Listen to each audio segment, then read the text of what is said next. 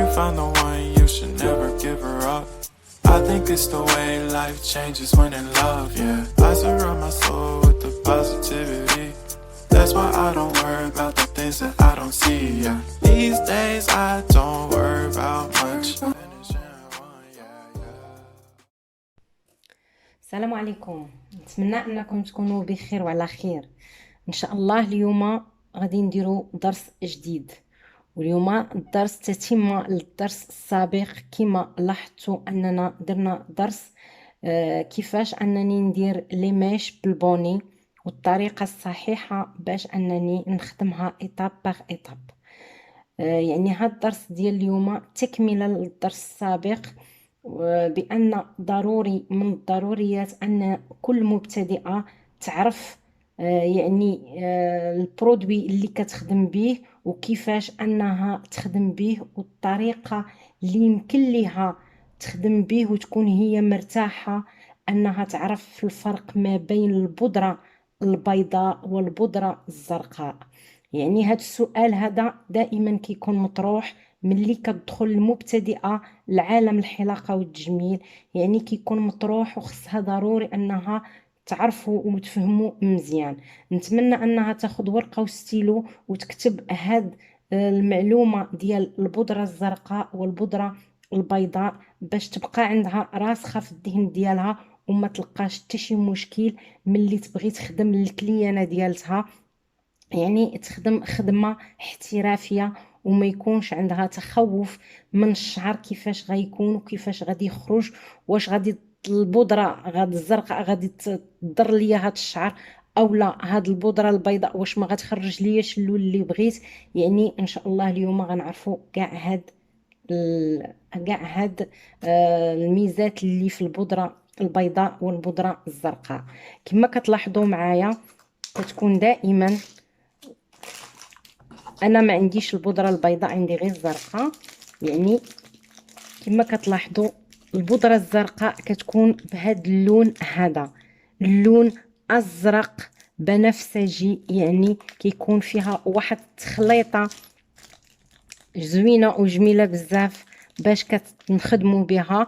وكذلك البودره البيضاء كتكون تقريبا يعني الشكل، ولكن اللون اللي كيختلف فيها كتكون بيضاء بزاف. يعني الفرق بيناتهم شنو هو؟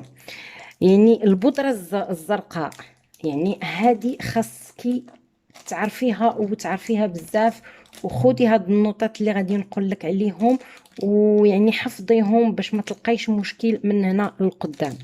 البودره الزرقاء كنستخدمها دائما الا كان الشعر كحل.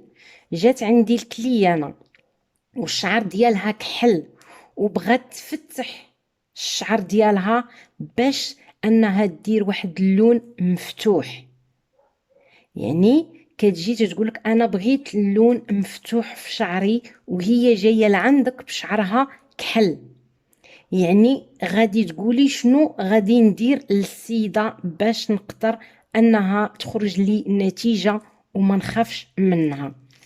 تاني حاجه هاد البودره هادي كتكون خشنه الملمس، يعني الا قصناها بيدينا كتعطينا واحد الخشونه، يعني كتكون حرشه ماشي بحال البودره البيضاء.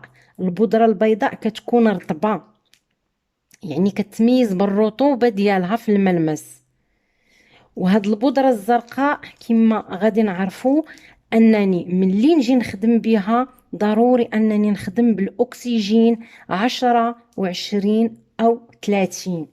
كما كتلاحظوا اكسجين 30 او لا 20 او لا 10. علاش؟ لان هاد البودره الزرقاء في التفاعل ديالها كتكون النتيجه ديالتها بسرعه كتخرج، كتفاعل بواحد الدرجه سريعه بزاف. يعني خصني ندير فيها الاكسجين 10 غتعطيني النتيجه، 20 غتعطيني النتيجه، 30 غتعطيني النتيجه، 40 ما كنصحش به، لان التفاعل ديال هاد البودره الزرقاء كيكون تفاعل ديالها قوي بزاف. يعني المنتوجات اللي فيها تيكونوا قويين بزاف. يعني كذلك حتى الاكسجين 40 كما كنعرفوا انه كيحرق لينا الزغبه الا ما عرفناش نستعملوه، كيحرق الزغبه، وخصوصا الزغبه المتضرره او الزغبه اللي كتكون خشنه. يعني ما كنستعملهاش مع البودره الزرقاء، لانني الا استعملتها مع البودره الزرقاء غادي تحرق ليا الشعر ديال السيده.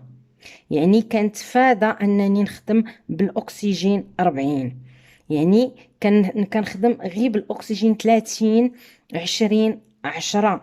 يعني هادو هما اللي نقدر انني نخدم بهم في هاد يعني بالبودره الزرقاء، لانها الا تفاعلات مع الاكسجين 40 كتولي خطيره على الشعر ديال السيده. هذه هي المميزات ديال البودرة الزرقاء والسلبيات ديالها.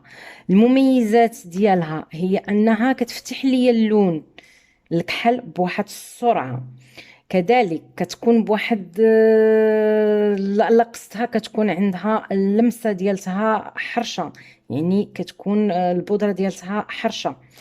يعني كتعطينا نتيجة ما بين الأكسجين 10 20 30. يعني السلبيات ديالها أنها ما نستعملهاش في الأكسجين 40، يعني غادي تحرق ليا الزغبة ديال الكليانة. أما بالنسبة للبودرة البيضاء، البودرة البيضاء يعني التفاعل ديالها كيكون بطيء، ماشي بحال البودرة الزرقاء. كيفاش كيكون بطيء؟ يعني الا جات عندي السيده والشعر ديالها كحل وبغات انها تفتح اللون، وجيت انا بغيت ندير ليها البودره، لقيت الشعر ديالها مضرور، يعني هذه غادي تبقاي مع المده غتولي فيها. الا لقيتي الشعر ديال السيده مضرور يعني وما قديتيش، يعني خفتي انك ديري ليها البودره الزرقاء ان الشعر ديالها يعني يطيح ليها او شي حاجه بحال هكايا، كنجي كندير البودره الزرقاء البيضاء، ولكن هاد البودره البيضاء ما غتعطينيش النتيجه كما انا بغيتها بالنسبه للشعر الكحل، واخا يكون انه طبيعي. يعني الا درت البودره البيضاء غادي تكون التفاعل ديال البودره البيضاء مع اللون الاسود بطيء جدا، وما غتعطينيش داك اللون المفتوح اللي انا بغيت. يعني غتعطيه ليا ما بين الاورانج والكحل، يعني غيكون لون شويه مخربق، ولكن كتكون التفاعل ديالها بطيء بزاف. يعني هاد البودره البيضاء كيكون التفاعل ديالها بطيء، اللون ديالها دائما كيكون ابيض، هي كذلك رطبه في الملمس، يعني ملي كنقيسها كنلقاها رطبه. يعني هادو خصكم ضروري انكم تعرفوهم، كتكون رطبه في الملمس. الاستخدام ديالها مع الاكسجين، البودره البيضاء كنخدم بها الاكسجين 10 20 30 حتى ل 40. علاش تقول لي 40؟ حيدناه من البودره الزرقاء وغادي نديروه في البودره البيضاء. كما قلت لكم ان البودره البيضاء التفاعل ديالها بطيء، يعني المحتوى اللي كتكون منه انه كيكون محتوى بطيء ماشي سريع بحال البودره الزرقاء. يعني نقدر ندير فيها الاكسجين 10 20 30 حتى 40 وما نخافش منه. كما قلت لكم الا جات عندي السيده شعرها كحل ولقيته متضرر وبغيت ندير ليها البودره البيضاء، غادي ديريها البودره البيضاء، ولكن غتكون عندك واحد المده طويله باش انك تخرجي داك اللون المفتوح، ماشي مفتوح يعني كيكون بحال الاورانج، ولكن كتاخذ لك واحد الوقت كبير بزاف. يعني هذاك الوقت اللي غيكون واخدلك يعني ماشي في الصالح ديالك. كنجي كنشوف يعني الضرر اللي في الشعر ديال السيده شحال. الا كان الضرر كتير يعني غادي نجي وندير البودره الزرقاء، ولكن ندير معها الاكسجين 10 وغادي نخدم الشعر ديال السيده، وانا كنحضي الشعر باش يتحيد ليا داك اللون، ومن بعدها كنشوف شنو غادي ندير من بعده. يعني هذه هي الفرق ما بين البودره الزرقاء والبودرة البيضاء. نعاودها أن البودرة الزرقاء التفاعل ديالها سريع، والبودرة البيضاء التفاعل ديالها بطيء. يعني هذه اللي خصكم تعرفوها. يعني التفاعل ديال البودرة الزرقاء كيكون التفاعل ديالها من رقم 1 حتى ل6 في التفتيح. كما قلت لكم السيده شعرها كحل وجات بغات تفتح، يعني غيعطيك يعني التفتيح ديال الشعر من رقم 1 حتى ل6. يعني 6 هو التفتيح ديال الشعر ديال السيده، يعني ما غيزيدلكش فوق منه، فقط كيكون رقم 6 عند السيده. كذلك البودره البيضاء، البودره البيضاء التفاعل ديالها كيكون بطيء، ولكن كيعطينا اللون دائما اللون من 6 حتى ل10. يعني علاش من 6 حتى ل10؟ لاننا كنستخدموا البودره البيضاء في اللون اللي كيكون بارد من 6 ل10. يعني غنخدمها في 6 7 8 9 10 كتعطيني الالوان المفتوحه. يعني ماشي بحال البودرة الزرقاء. البودرة الزرقاء خاصة بالالوان المغلوقة باش انها تفتح ليا اللون ديال السيدة. هذه خاصكم تكون عندكم على بال. يعني البودرة الزرقاء كتنشف الشعر، كتنشف الشعر ديال السيدة، لانها كتحتوي على منتوجات يعني كتعطي داك التفاعل السريع، ولكن في نفس الوقت كتنشف الشعر ديال السيده. اما البودره البيضاء كتحافظ على الرطوبه ديال الشعر. البودره الزرقاء يعني كتحرش الشعر ديال السيده. يعني البودره البيضاء تتحافظ على الرطوبه ديال الشعر. يعني ما تخافيش الا كانت السيده جات عندك والشعر ديالها رقم 6 والسيده عندها يعني الشعر قليل وبغات انها تخدم لي ميش ديالها اولا تفتح اللون، تزيد تفتح اللون ديال الشعر ديالها باش تقدر انها دير واحد اللون هي باغاه، كوني اكيده ان الشعر ديال السيده ما غيتضررش مع البودره الزرقاء. يعني كتخدميه وانتي مرتاحه. الا جاتك السيده الشعر ديالها كحل وبغات انها تفتح اللون باش انها تعطي واحد النتيجه باش تزيد تفتح اللون باش تعطي اللون اللي بغات هي، كوني اكيد ان الزغبه ديال السيده غادي تولي لك يعني شويه حرشه، يعني ما غتبقاش في الطبيعه ديالتها، غتولي حرشه. يعني ديك الساعات كيكون الشعر تفاعل مع الزغبه، تفاعلت مع البودره الزرقاء وكينشف البودره، كتنشف الشعر ديال السيده، خصوصا الا كان شي السيده ديجا شعرها ناشف. يعني حتى البودره الزرقاء غادي تنشفوا ليها، ومن تما كتحتاج السيده يعني حمام تاع الزيوت للشعر باش ان الزغبه ديالتها ترجع كما كانت. يعني هذا هو الفرق ما بين البودرة الزرقاء والبودرة البيضاء. يعني هادو هما الميزات ديالتها. يعني نعطيكم واحد المثال. دابا جات عندي السيدة الشعر ديالها كحل مثلا بحال هكايا، دابا الشعر ديال السيدة كحل، بغات انها غادي تفتحو باش انها دير شي يعني شي صباغه اخرى اولا بغات دير لي ميش. يعني دابا انا كنهضر على الصباغه ديال الشعر ككل، او ان السيده بغات دير لي ميش. يعني ركزوا على هاد المساله هادي. ها السيده جات عندي شعرها كحل، بغات انها تفتح الشعر ديالها، تفتح الشعر ديالها. كنجيب البودره الزرقاء، كنجيب البودره الزرقاء، كندير الكميه اللي كنشوف الشعر ديال السيده شحال كاين، لا بالنسبه للميش لا بالنسبه للشعر كله.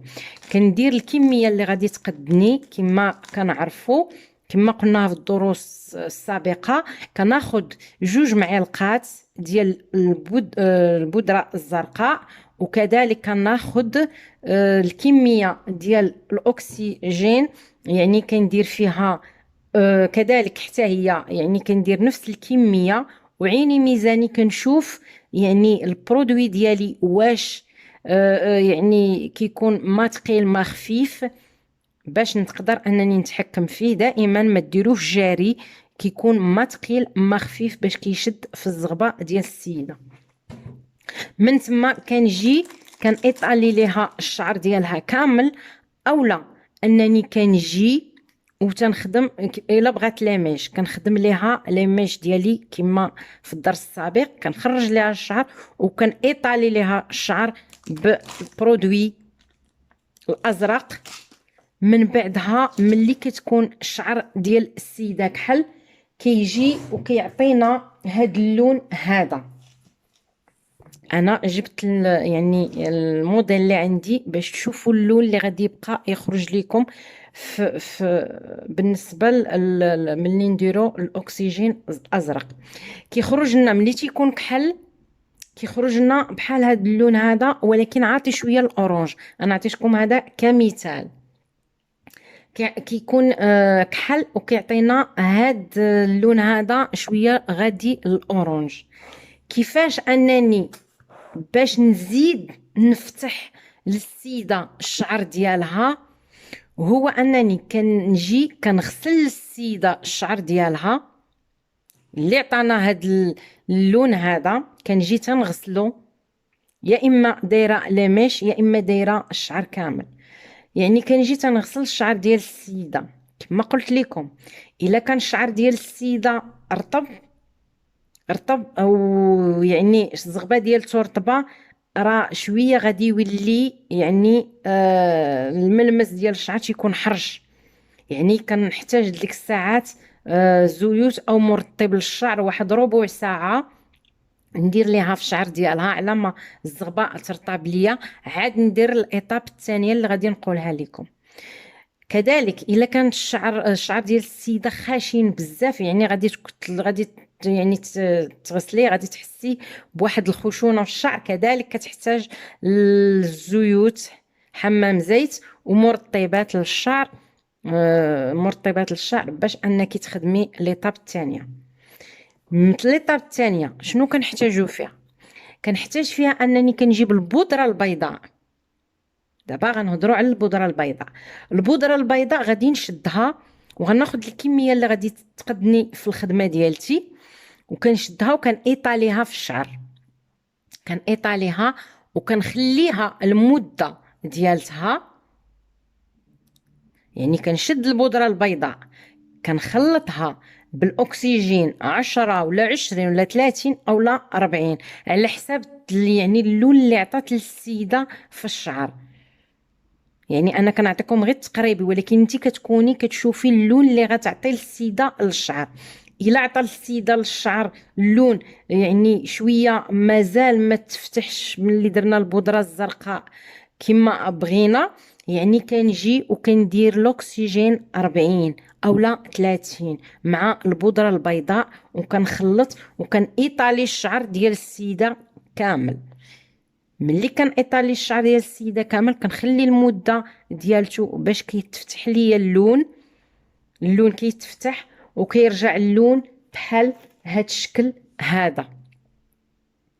يعني هاد الشكل هذا كيرجع اللون ديال الشعر ديال السيده.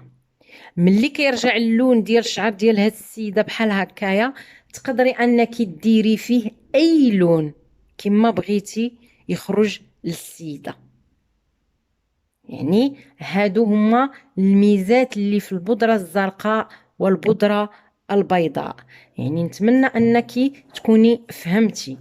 يعني ملي كتجي السيده عندي في الشعر كحل كندير ليها البودره الزرقاء كيعطيني هاد اللون هذا.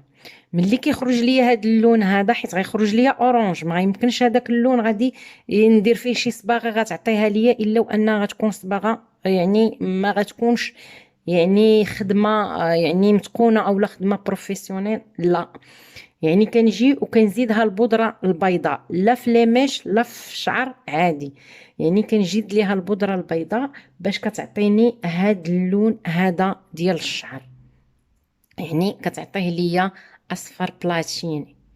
يعني ملي كتعطيني هاد اللون هذا، يعني اي صباغه كما بغيناها غادي تخرج لينا في الشعر ديال السيده. هذه هي المراحل ديال تفتيح اللون الاسود.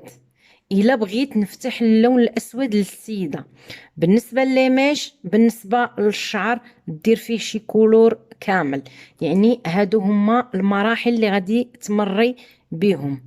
المبتدئات كما كنقول لكم دائما، اي كلمه يعني كتقال دائما انك ديريها في البال ديالك باش ما تنسيش، باش ملي تجي عندك كليانه ما يكونش عندك واحد التردد، ما يكونش عندك واحد التخوف انك شنو غادي ندير للسيده.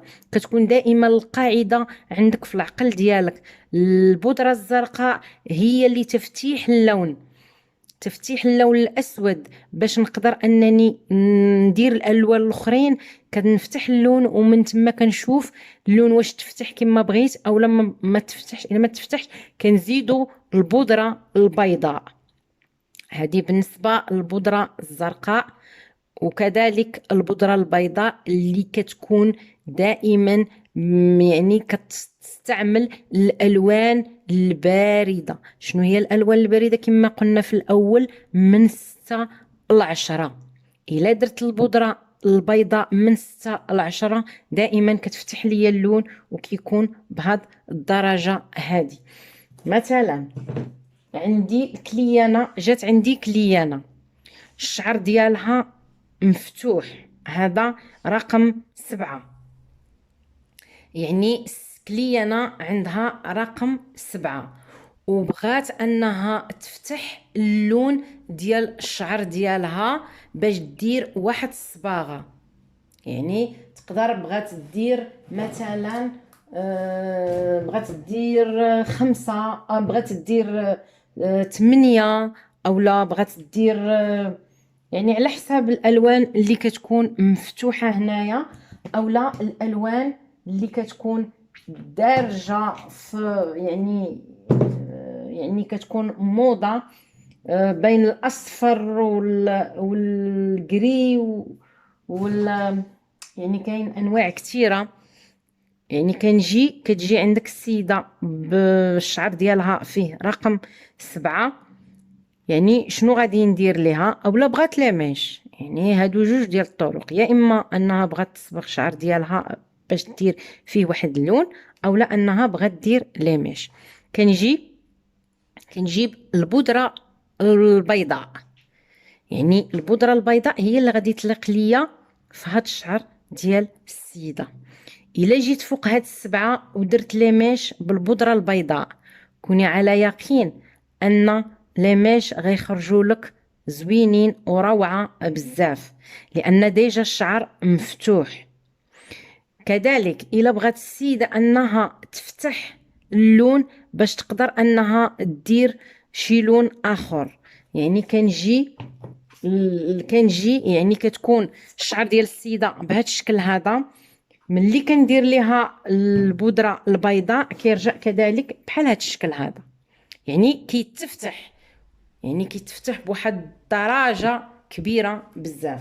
يعني ملي كيتفتح بواحد الدرجه كبيره يعني كيكون قابل لاي صباغه كما كان النوع ديالها، اكاجو، حمراء، زرقاء، كما كان النوع ديالها، الا وانه كيتشد في الشعر ديال السيده. يعني كما قلت لكم البودره الزرقاء باش بالنسبه لتفتيح الشعر، وكذلك كتصلح حتى الهالات، كذلك كتصلح الليماش، كتصلح يعني دائما نفكر ان البودره الزرقاء كتفتح اللون اللي كيكون مغلوق من 1 حتى ل6.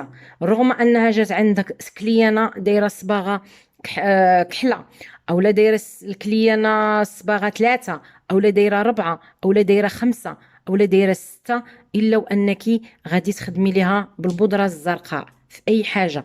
الا جات السيده عندك يعني الشعر ديالها من 6 وهو طالع حتى ل10، كوني على يقين انك غادي ديري ليها البودره البيضاء. يعني نتمنى نكون انني وصلت لكم المعلومه صحيحه. وكذلك الى جات السيده والشعر ديالها مضرور بزاف وما قديتش انني خفت انني نخدم ليها بالبودره الزرقاء، غنخدم ليها بالبودره البيضاء، ولكن كوني على يقين غادي تاخدي واحد الوقت طويل بزاف باش تخرجي ليها هاد اللون هذا، هاد الاورانج هذا باش تخرجيه ليها غيكون بواحد المده يعني طويله بزاف، يعني مده طويله بزاف باش تخرج هاد اللون، ومن تما تزيدي باش يخرج اللون الاخر. نتمنى ان يكون المعلومه ديال ما بين الفرق بين البودره الزرقاء والبيضاء انها وصلات، وان الشرح كان مفهوم. يعني كنبسط بما امكن انني نوصل لكم المعلومه بطريقه مبسطه جدا باش اي مبتدئه تعرف كيفاش انها تخدم وتكتب حتى الدرس ديالها بالطريقه اللي فهمتها هي. يعني هادشي كامل اللي كنقول لكم من خلال التجربه ديالتي، بانني كنت كنقري تلامذ وكنت كنوصل لهم المعلومه رغم انني كنعطيها لهم مبسطه، وكانت كتوصل لهم بواحد السرعه اكثر ما انني نعقدها ونعطيها لهم. يعني عليها باش كتشوفوا يعني الشرح ديالي تيكون مبسط وبواحد الطريقه يعني بسيطه بزاف. نتمنى الفيديو يكون نال الاعجاب ديالكم، ونتمنى انكم تشاركوا في القناه وكتشرفوني كتشجعوني وكتزيدوني حماس انني نزيد نعطي في مجال الحلاقه والتجميل.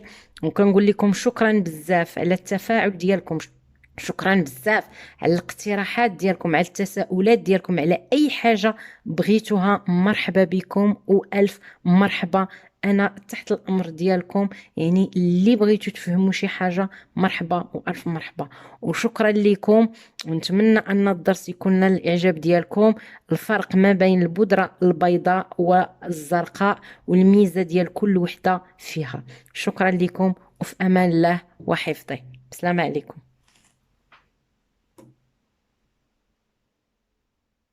If you found the one, you should never give her up.